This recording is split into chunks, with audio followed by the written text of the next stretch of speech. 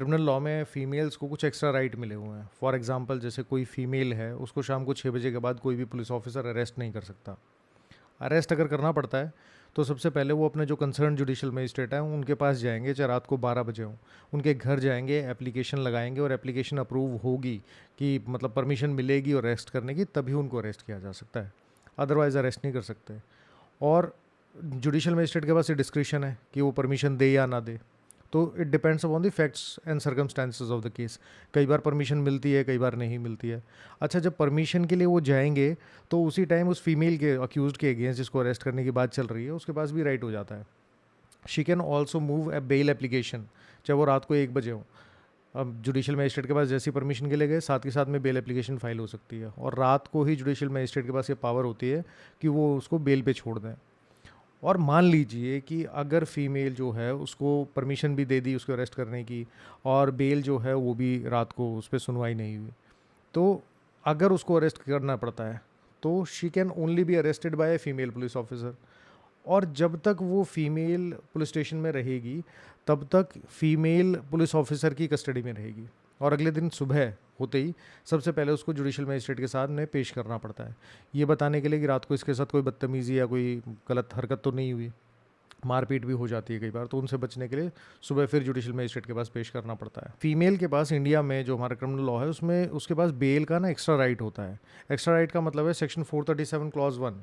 वो कहता है कि अगर कोई अक्यूज्ड है और if she is a female तो उसको ये एक्स्ट्रा राइट मिला हुआ है, एक्स्ट्रा ग्राउंड होता है उसका बेल पे रिलीज़ होने का।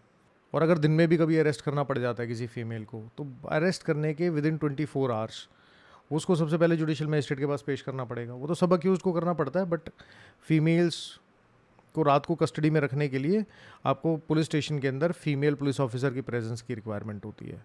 कई बार लोग ये भी पूछते हैं कि क्या सेम ग्राउंड जो है ये बेल वाला जो सेक्शन 437 है that is related to the bail in non bailable offences regular bail, arrest होने के बाद, तो क्या ये राइट जो है वो एंटिसिपेटरी बेल के टाइम पे भी काम आता है? बिल्कुल आता है, क्योंकि जो कंडीशन 437 में दी हुई है वो सेक्शन 438 के ऊपर भी एप्लीकेबल होती हैं। तो अगर किसी फीमेल को ये एप्रीहेंशन है कि उसको किसी नॉन बेलेबल ऑफेंस में कोई पुलिस वाला अरेस्ट कर लेगा, तो she can move an anticipatory bail before the court of session. और वो सेक्शन 437 की इस प्ली को कि that she is a female, तो इस एक्स्ट्रा ग्राउंड के बेस पे उस एंटिसिपेटरी बेल को और प्रेस किया जा सकता है। और कोर्ट के पास ये डिस्क्रिप्शन होता है कि हाँ, कि अगर मान लीजिए जो वो कंसिडर करते हैं तो सेक्शन 438 में भी वो इस चीज़ को कंसिडर करते हैं कि she is a female and she is entitled to one more ground just because she is a female. Last year की बात है, मेरे पास एक एसएचओ का फ़ोन आया रात को लगभग 10:30 बजे के आसपास। He was from Rajasthan. तो उन्होंने बोला कि जी रात को अभी 9:30 बजे के आसपास कोई फीमेल है, शी वॉज स्मगलिंग ड्रग्स, तो जो लेके जा रही थी और चांस रिकवरी हुई, मतलब जैसी कहते हैं कि नाका लगाया हुआ था और वहाँ जो ड्रग्स हैं वो पकड़ी गई, निकल आई अचानक से। तो अब उसको फीमेल को, जो मेल था उसके साथ में, उसको अरेस्ट कर लिया। अब फीमेल को अरेस्ट करने की बारी आई तो उनका फ़ोन आया, कह रहे कि जी इसको कैसे अरेस्ट करें। तो मैंने उनको बताया कि जो आपके कंसर्न जुडिशियल मजिस्ट्रेट, आप उनके घर जाइए, जाके एप्लीकेशन लगाइए, यार एप्लीकेशन अलाउ होती है तभी आप उसको अरेस्ट कर सकते हैं, अदरवाइज़ आप अरेस्ट नहीं कर सकते। आप उसको जहाँ पे भी हैं, आपने नाका लगाया हुआ है, पुलिस स्टेशन नहीं लेके जा सकते उसको, वहीं थोड़ी देर डिटेन करके रखिए। और जब एप्लीकेशन लगाने जाएंगे तो आपको इस फीमेल को जुडिशियल मजिस्ट्रेट, जो हमारे मजिस्ट्रेट साहब हैं, उनके सामने पेश करना पड़ेगा। वो इनसे पूछेंगे, वो देखेंगे कि इसकी हालत है, कि इसके साथ मारपीट नहीं हुई है, कोई बदतमीज़ी नहीं हुई है, कोई गलत हरकत नहीं हुई है इसके साथ में। तो उन्होंने रात को क्या किया, 10:30 बजे एप्लीकेशन वगैरह बनाई। तकरीबन सारी कार्रवाई करते हुए 2 घंटे लग गए उनको वहीं नाके पे, और उसके बाद लगभग 12:30 बजे वो अपने जो मजिस्ट्रेट साहब हैं उनके घर गए। वहाँ जाकर उन्होंने एप्लीकेशन लगाई और वो एप्लीकेशन अलाउ हुई। अगले दिन न्यूज़पेपर में भी आया था ये मैटर। लेकिन उस फीमेल के जो लॉयर थे उन्होंने नेक्स्ट डे सुबह सुबह जो मजिस्ट्रेट साहब हैं उनके पास बेल एप्लीकेशन मूव कर दी कि भाई रात को जो रिकवरी होनी थी वो हो गई, अब इनकी जो कस्टडी है उसकी रिक्वायरमेंट तो है नहीं, और जो भी रात को इन्होंने इन्वेस्टिगेशन करनी थी वो इन्वेस्टिगेशन में तो कुछ हो रहा है नहीं, डिस्क्लोज़र था नहीं किसी तरह का, चांस रिकवरी थी। और जो बाकी को अक्यूज़्ड है, जो मेल है जो साथ में था, उसका डिस्क्लोज़र स्टेटमेंट ले लिया था। अब उसको 4-5 दिन लगे, लेकिन उसके 4-5 दिन में जो मेल था उसके अक्यूज़ था, उससे पहले इस फीमेल की बेल हो गई थी। और ये होता है जनरली, और कोर्ट इस बात को कंसिडर करता है बिकॉज लेजिस्लेटिव इंटेंट जो है ना वो यही है कि फीमेल्स को क्रिमिनल लॉ में इसीलिए राइट दिया गया था क्योंकि उनके साथ पुलिस स्टेशन के अंदर किसी तरह की कोई गलत व्यवहार ना हो। तो रात को पुलिस वाले किसी को उठा के ना ले जाएं, कुछ गलत ना कर दें। नहीं, प्रॉब्लम क्या है ना कि हमारे यहाँ मेट्रोपॉलिटन सिटीज़ में भी फीमेल पढ़ी लिखी होने के बावजूद उनको बेसिक राइट्स नहीं पता है।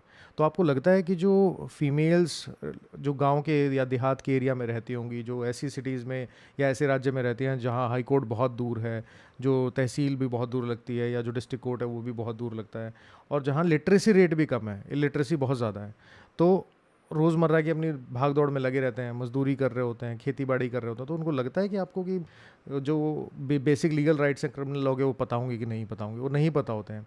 इसलिए आप जितनी बार भी देखो गवर्नमेंट की जब भी अमेंडमेंट आती है वो आती है पुलिस वालों के अगेंस्ट। वो कहते हैं कि पुलिस वाले ऐसा कर सकते हैं, पुलिस वाले ऐसा नहीं कर सकते हैं। वो कभी भी ये नहीं होती अमेंडमेंट कि भाई अक्यूज्ड जिसके अगेंस्ट केस बन रहा है उसको कोई किसी तरीके की रिस्ट्रेन हो जाए या उसके जो राइट्स हैं वो छीन लिए जाएँ। क्योंकि प्रिजम्पशन ये रहती है कि जब तक केस चल रहा है, जब तक कोर्ट ये ना मान लेना कि हाँ ये जो अपराधी है basically he is the convicted person, he is the person who has committed the offence, तब तक वो आदमी इनोसेंट माना जाएगा। और ये प्रिजम्पशन ऑफ इनोसेंस जो है ये हमारे क्रिमिनल लॉ की फाउंडेशन है। इसी के बेस पर सारे क्रिमिनल ट्रायल चलते हैं। साथ में ये भी देखना पड़ता है कि भाई इन्वेस्टिगेशन और ट्रायल जो है वो अहम पर ना हो, इसलिए कई बार बेल में टाइम लग जाता है। सुप्रीम कोर्ट की बहुत अच्छी अच्छी जजमेंट आई हुई हैं जो कहती हैं इस बात को लेके कि जो बेल है, bail should be considered and pre trial detention जो प्रैक्टिस है इट शुड बी स्टॉप्ड।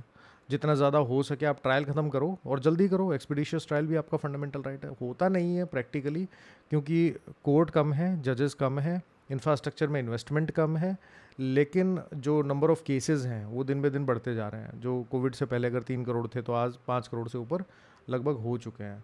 तो जब तक इंफ्रास्ट्रक्चर में इन्वेस्टमेंट नहीं होगी तब तक तो बाद की चीज़ें हैं, कोर्ट में तो प्रॉब्लम चलती रहेंगी। लेकिन as a Indian citizen, as a human being आपको अपने जो बेसिक फंडामेंटल राइट्स हैं, आपके जो बेसिक लॉ से रिलेटेड जो राइट्स हैं वो पता तो होने चाहिए एटलीस्ट।